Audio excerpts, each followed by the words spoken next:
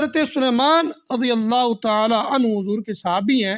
آپ فرماتے ہیں 3 چیزیں ایسی ہیں جو جہالت سے ہیں. پہلی چیز، جو بندہ اپنے حسب و نسب پہ اتراتا ہے، میری ذات فلاں ہے، میری ذات ہے، میرا یہ نسب ہے، جو بندہ اپنے حسب و نسب پہ اتراتا ہے وہ بندہ جاہل ہے، حضور کا فرمان ہے.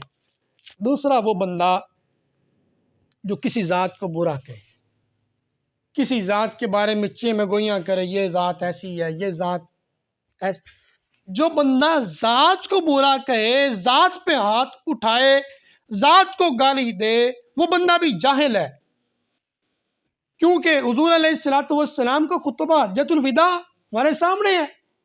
کریم آقا نے فرمایا کسی گورے کو کسی کالے پر، کسی کالے کو کسی گورے پر، کسی عربی کو کسی اجمی پر، اور اجمی کو عربی پر کوئی فوقیت نہیں ہے، کوئی فضیلت نہیں ہے. اللہ کے حضور سب انسان برابر ہیں، سب.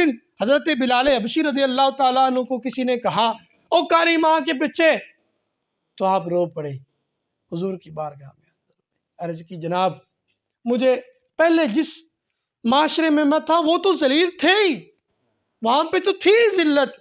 یا رسول اللہ، آج آپ کے ایک امتی نے مجھے یہ کہا کہ او کالی ماں کے بیٹے، رو پڑے.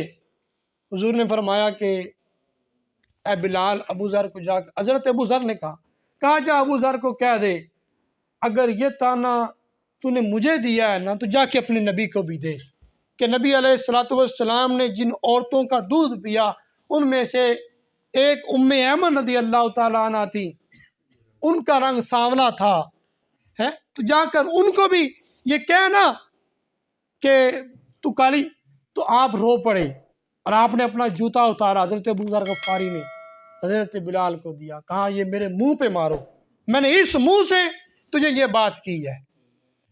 تو جو بندہ اپنے حسب پہ اتراتا ہے یا کسی حسب کو کمینگی کی نظر سے دیکھتا ہے، وہ اس کو برا جانتا ہے، وہ بندہ جاہل ہے. تیسرا، وہ عورت، بلکہ یہاں پہ تو مطلقاً کہا گیا لیکن ہمارے ہاں زیادہ یہ کام عورتیں کرتی ہیں، لوگ بندے بھی کرتے ہوں گے. یہ جب ہمارا کوئی فوت ہو جائے تو ہم کیا کرتے ہیں، جو بیان کرے، فرمایا وہ بھی جاہل ہے. بیان کرنے کا اسلام میں تصور نہیں ہے، لیکن ہم کیا کرتے ہیں، ہمارا یہ ہے کہ کوئی فوت ہو جائے تو لوگ، جو بندہ سب سے زیادہ روئے گا وہ کہتے ہیں یہ بڑا پیار سی. اسی طرح ہوتا ہے نا، وہ بندہ تماشی کرتا ہے، کبھی اپنے کپڑے پھاڑتا ہے، کبھی کیا اپنے سینے پہ ہاتھ مارتا ہے، اپنے ساروں کے بالوں کو ایسے، پتہ نہیں کیا کیا عجیب عجیب صورتحال گھروں میں پیدا ہوتی ہے. تو حضور علیہ السلام نے ارشاد فرمایا کہ یہ جہالت سی.